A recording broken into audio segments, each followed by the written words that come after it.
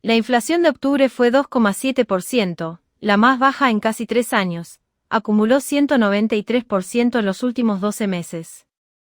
El dato de octubre confirma la tendencia a la desaceleración de los precios al consumidor, impulsada por un menor ritmo de ajuste cambiario y políticas monetarias más flexibles.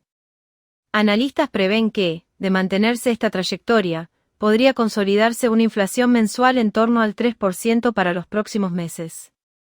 El Instituto Nacional de Estadística y Censos, INDEC, informó que la inflación de octubre se ubicó en el 2,7%, lo que significa una nueva desaceleración en el índice de precios al consumidor en relación con el 3,5% registrado en septiembre. De esta manera, el incremento de precios acumulado en los últimos 12 meses alcanzó el 193%, según el organismo oficial. Ese dato interanual es el sexto consecutivo en baja desde el 289,3% que se registró en abril pasado. Este nuevo dato refuerza la tendencia de moderación en la suba de precios que el gobierno busca consolidar mediante una serie de medidas de política económica. Desde el equipo del Ministerio de Economía habían anticipado que el dato de octubre sería uno de los más bajos en casi 3 años, apuntalado por un contexto de menor presión inflacionaria en algunos sectores clave, como alimentos y servicios regulados. La inflación núcleo, aquella que excluye los precios estacionales y regulados, se ubicó en el 2,9%, por debajo del 3,3% de octubre. De esa forma, tuvo el menor registro desde septiembre de 2020. Nuevamente se marcó una diferencia entre los precios de bienes, 2,1%, y servicios, 4,3%, donde nuevamente estos últimos se incrementaron por encima del promedio general. La división de mayor aumento en el mes fue vivienda, agua, electricidad, gas y otros combustibles, 5,4%, por las subas en alquiler de la vivienda y gastos conexos, electricidad, gas y otros combustibles, y suministro de agua, seguida de prendas de vestir y calzado, 4,4%. En el otro extremo, las dos divisiones que registraron las menores variaciones en octubre de 2024 fueron transporte, 1,2%, y alimentos y bebidas no alcohólicas, 1,2%.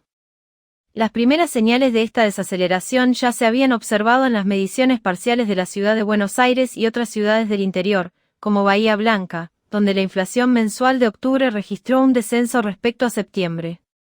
En la ciudad de Buenos Aires, por ejemplo, el índice se redujo a 3,2% desde el 4% del mes anterior.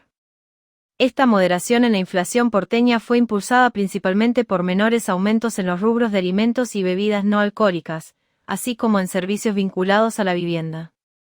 Factores detrás de la desaceleración. La baja en la tasa mensual de inflación puede atribuirse a varias razones. En primer lugar, el gobierno ha intensificado su enfoque en controlar la nominalidad a través de un ajuste gradual del tipo de cambio oficial, lo que ha permitido reducir la presión sobre los precios internos.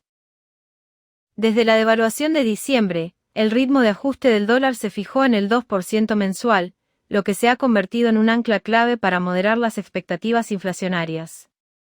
Adicionalmente, el Banco Central decidió a finales de octubre reducir la tasa de interés de referencia desde el 40% al 35% nominal anual, la primera baja en 6 meses. Esta medida, que busca estimular la actividad económica sin desbordar la inflación, fue interpretada por analistas como una señal de confianza en que el proceso de desaceleración de los precios es sostenible. Según las proyecciones del relevamiento de expectativas de mercado, REM, la inflación mensual podría mantenerse en torno al 3% en los próximos meses, con la posibilidad de una caída adicional a partir de abril del próximo año. El impacto sectorial y las expectativas para noviembre. En octubre, la variación del índice estuvo marcada por subas en ciertos sectores, como seguros y servicios financieros, prendas de vestir y calzado, y restaurantes y hoteles. Sin embargo, otros rubros, como alimentos y bebidas, registraron incrementos más moderados, lo que contribuyó a la desaceleración del nivel general de precios.